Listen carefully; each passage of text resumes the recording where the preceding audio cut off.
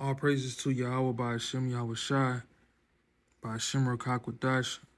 Alright, so I want to continue where I left off. Concerning, the rulers of this world being exalted as the sun, moon, and stars, the so-called illuminated ones, which are in their heaven right now, which are above all the people in this world, that are eventually going to be casted down from their heavenly estate. And so I'm going to start it off with Isaiah 14. This specifically, this is a famous chapter which reveals, Lucifer, right? Which just means bearer of light or light bearer, right? Just like the Illuminati means bearers of, bearer of light. Same thing, illuminated ones, whatever. All right, so-called, because this is the left-hand priesthood, right?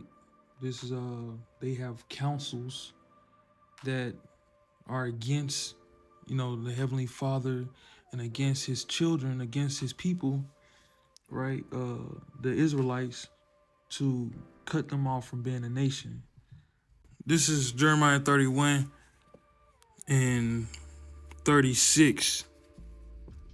No, I started at 35. It says, "Thus saith Yahawah BAHASHAM YAHAWASHI, which giveth the sun for a light by day, and the ordinances of the moon and of the stars for a light by night, which divideth the sea when the waves thereof roar. The Lord of hosts is his name. If those ordinances depart from before me, saith the Lord, then the seed of Israel also shall cease from being a nation before me forever." And if we go to Psalms 83, this is still going on today. Psalms 83 verse 2, "For lo, thine enemies make a tumult, and they that hate thee have lifted up the head." All right, so this is a formation of children of men, the heathen that hates the ways of the Most High, Yahawah BAHASHAM YAHAWASHI, and they hate his people. It says, "For lo, your enemies make a tumult, and they hate thee. They that hate thee have lifted up the head." That's in pride. It says, "They have taken crafty counsel against your people and consulted against your hidden ones. They have said, come and let us cut them off from being a nation, that the name of Israel may be no more in remembrance. For they have consulted together with one consent. They are confederate against thee." And it names all the nations that are confederate against thee. And these nations still doing this today, in their councils, their global councils, the councils of foreign relations, the Club of Rome, the World Economic Forum. These are councils that are subtly trying to basically cut off Israel from being a nation. And as we see in Jeremiah 31 and 36, the Lord said, "If those ordinances, the ordinance of the sun and the moon, that give the light, if they depart from before me, then the seed of Israel also shall cease from being a nation before me forever." But the sun and the moon, they're still shining. They've been shining for thousands of years, and they're never going to just go out,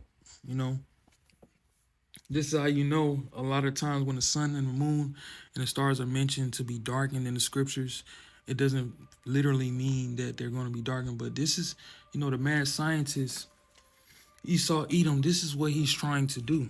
He's trying to rule over the world, like Pinky in the Brain.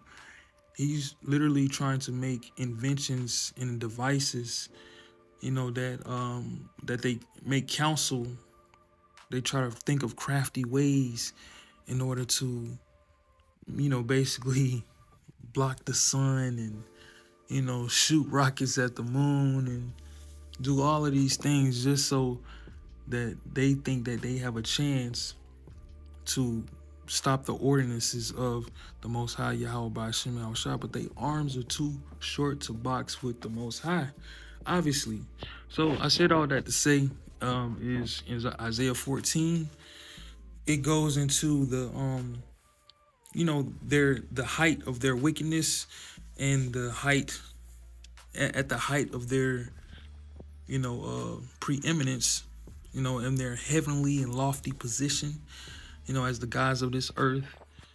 That eventually they're going to be brought down, cast down from heaven. Okay, so when you read these things, like I have said previously before in other videos, that this Bible is has a lot of parables.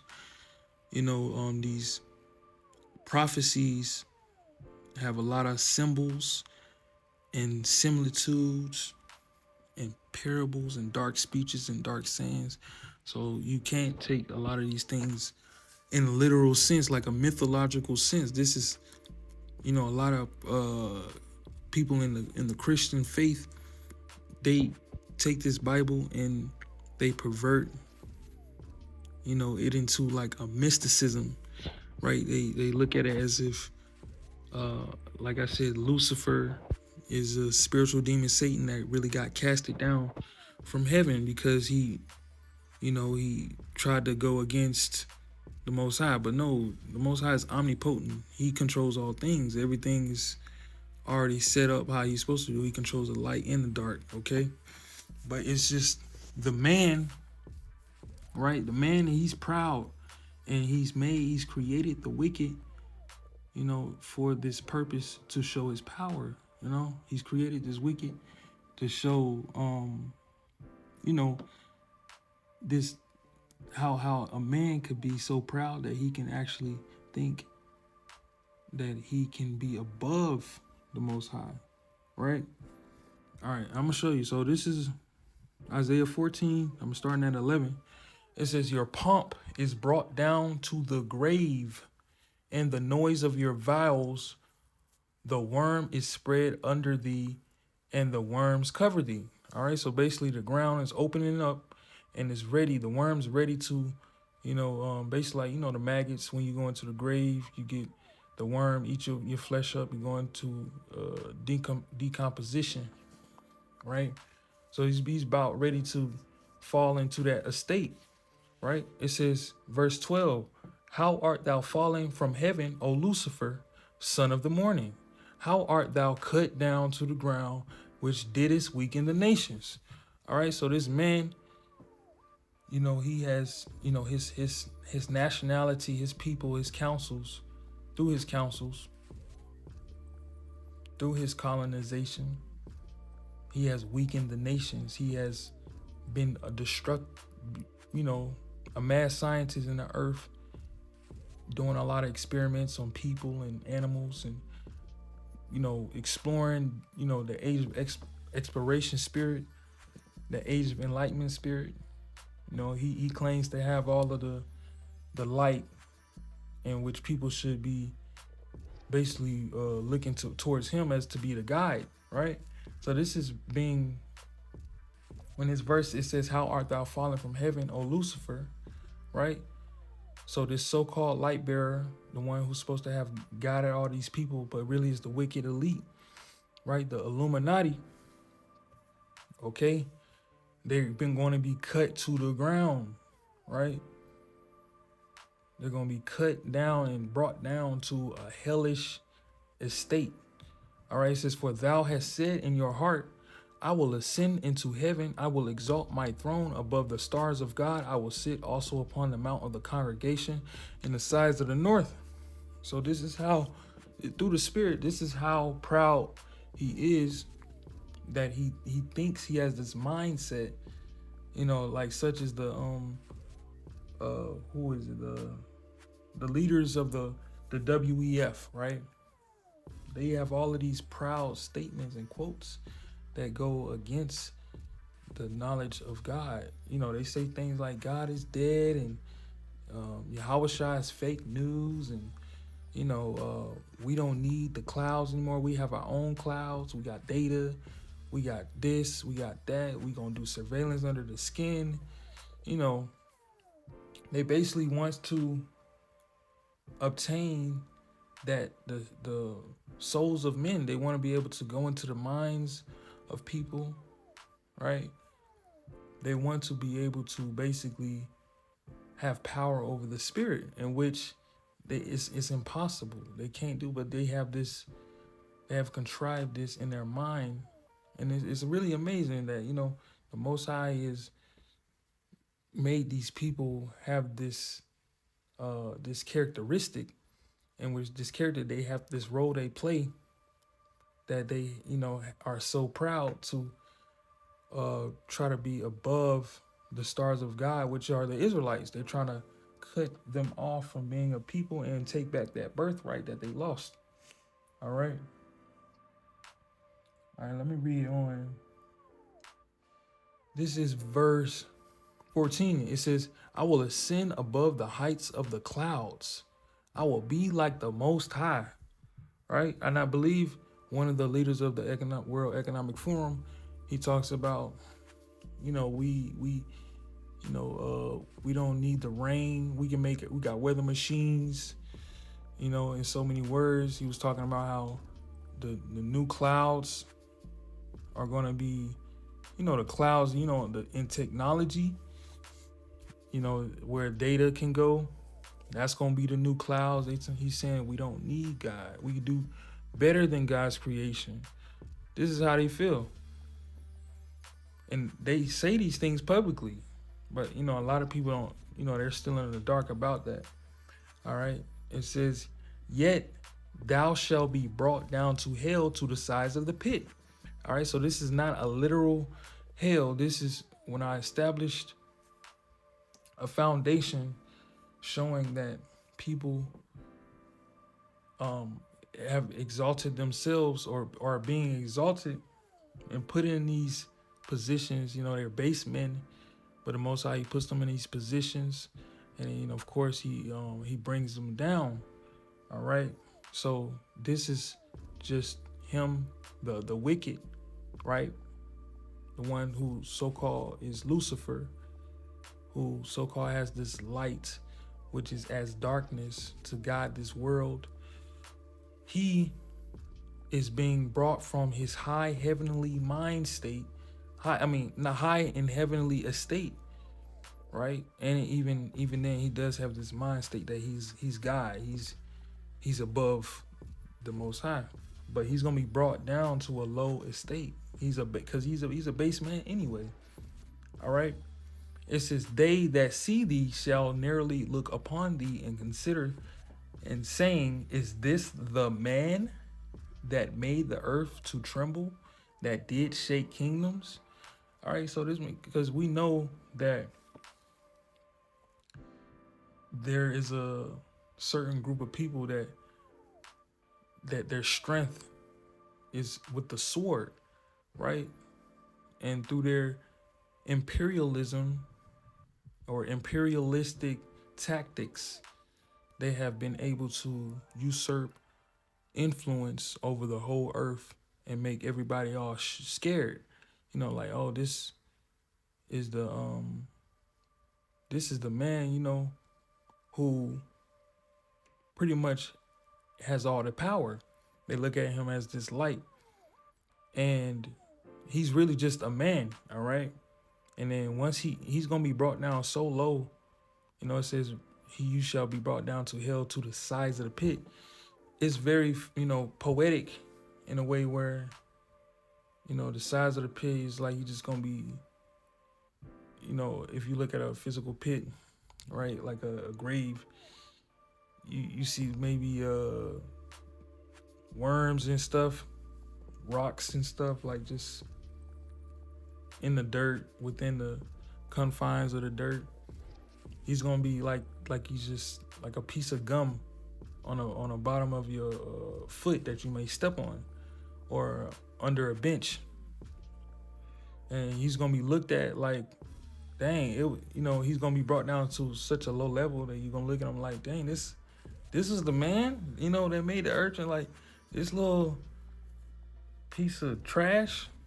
He's the one that had everybody, like, like the Wizard of Oz, right?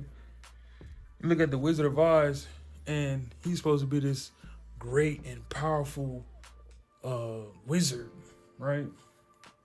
And he got this large voice, this great voice, and he has all this so-called power. He's the light of Oz. And then really when you look behind the curtain, right? When Esau becomes bear, you get to see, oh, this is just a this little wimpy man. He over here crying, right? Like Lazarus and the rich man, right? He crying, but he was supposed to be so big and bad, right? So this is how, these elites, these global elite, after they've been brought down to their lowest state and eventually eradicated, this is how they're gonna look at them. This is how the people, the kingdoms, the other nations are gonna be looking at him like, damn, this man, I thought he was the on top. He was the main, he's the main villain of the story. He's the one who got all these ideas and plans, right? He leads all these people in order to keep Israel destroyed. Well, I'm gonna say to keep the true Israelites destroyed, all right? It says, they that see thee shall narrowly look upon thee and consider thee, saying, is this the man that made the earth to tremble and to shake kingdoms, that made the world as a wilderness and destroyed the cities thereof, that opened not the houses of his prisoners, right? And who does that? Especially over here in Babylon the Great. And he's made the world a wilderness, by getting rid of all of the good trees and making these concrete jungles, influencing other nations to create these giant cities, and industrialized cities and countries, right? And constantly pumping out all of these poisons into the earth and polluting the air and pollutants all in the food, making the world as a wilderness, making it desolate, destroying places, going around bombing places. We know exactly who does that, right? He puts people in these so-called correctional facilities, and really a lot of them are private prisons, and he puts them in there, and he puts people in there and never let them come out, right? Some people in there being there for crimes that's not even worth the amount of time that they receive. But he's supposed to be this guide, this light. So this also this scripture that I just read is like in a future context as well, like talking about the king of Babylon, Babylon the Great, which is representation of the daughter of Babylon, which is Esau Edom. Okay. This is he exalted himself to be like Most High, right? Ascending above the stars of God, which are the children of Israel, who really are above all nations, pursuing the Deuteronomy 14:2. All right. So yeah, the light of the wicked shall be put out, and the spark of his fire shall not shine. So to prove Lucifer in this context is associated with the man in rulership, even though I did already, because it says, is this the man that, made the world a wilderness and shake kingdoms and made the earth to tremble, made everybody scared, all the animals, he hunting and poaching animals for no reason, for game, for hunting.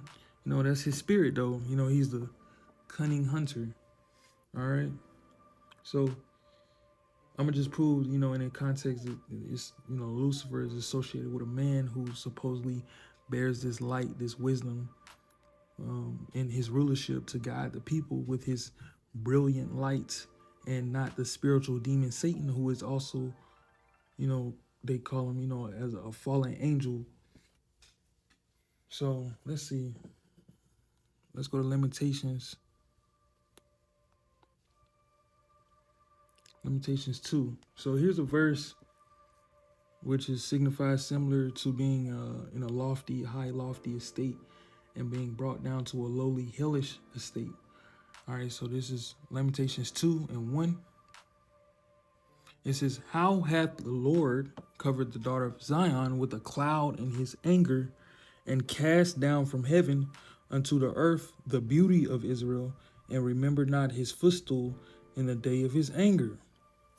All right, so the Lord, he put an overcast over Israel, which means to be darkened, bleak, gray, sunless, as opposed to bright, clear, shining. Right, so metaphorically, the beauty of Israel was as the height of heaven. She was heavenly in relation to her beauty. Okay, so she was shining.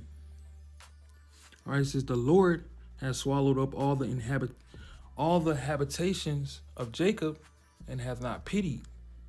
He hath thrown down in his wrath the strongholds of the daughter of Judah. He hath brought them down to the ground. He hath polluted the kingdom and the princes thereof. All right, so let's get that in the NLT, because this is what it means to be brought down from your lofty estate, your heavenly estate. You know, at one point you're above everybody else, and then next thing you know, the Most High, he humbles you. All right, this is without mercy. The Lord has destroyed every home in Israel.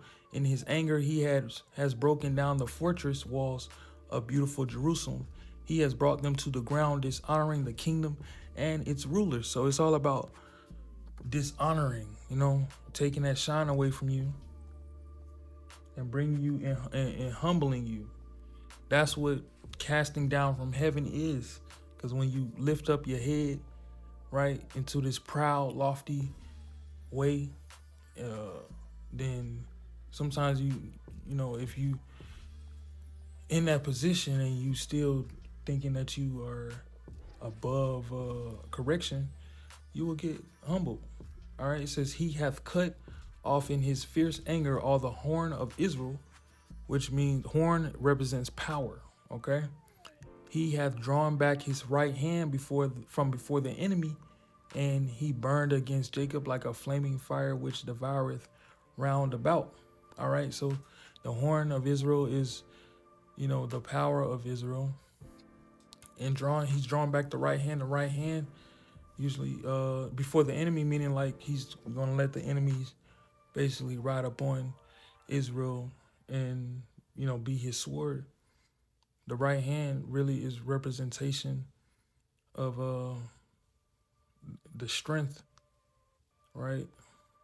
And on the right hand side of Yahawah is YAHAWASHI, right? It says, so he was going to take, you know, withdraw his protection. It says, all the strength of Israel vanishes beneath his anger, his fierce anger. The Lord has withdrawn his protection. As the enemy attacks, he consumes the whole land of Israel like a raging fire. All right. So yeah, that's a part of being brought down from a heavenly state to a lowly state, and then being destroyed, completely desolate. All right, that's what's going to happen to the elites, the Illuminati, right? So-called, wherever else they call, but basically they are the written in the scriptures as Lucifer. All right. So now we know being cast out of heaven is figurative for being removed from the power seat or lofty position, you know, knocked off your high horse, you know, at the height of rulership and preeminence. You know, Israel was glittering with beauty and glamour as the stars of heaven until they are fallen to a lowly state by the Most High. And you can see this in Hollywood, right? Hollywood has many fallen stars who has lost their fame and power and glory. They not shining no more. All right, they out of the spotlight. This is no different. All right, so you brung from a high position of fame and glory, and you shining, but then you realize all that glitter ain't gold. Okay, you get humbled. All right. So let's see.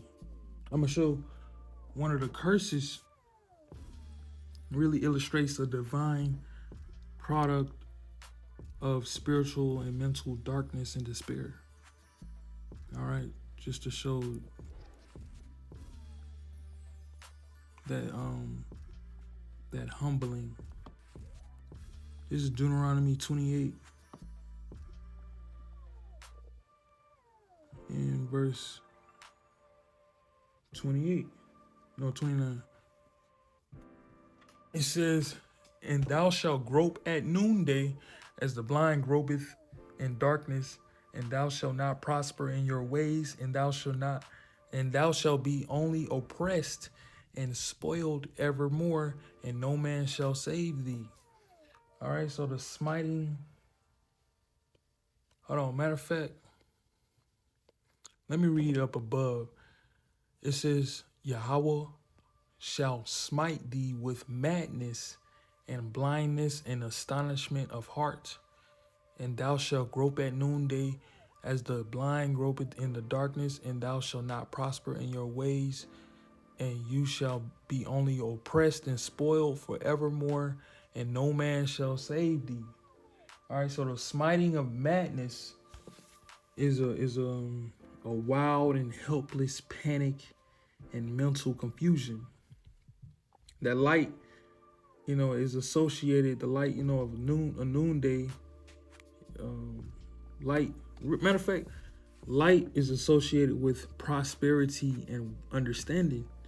But even at the time of the day where the sun is at its height, the brightest, it would be as though no matter how hopeful it looks with the sun shining bright in a natural world, even in the sunshine, the Israelites will, through this curse, remain in misery and feel discouraged and helpless, right? Because no one can save thee.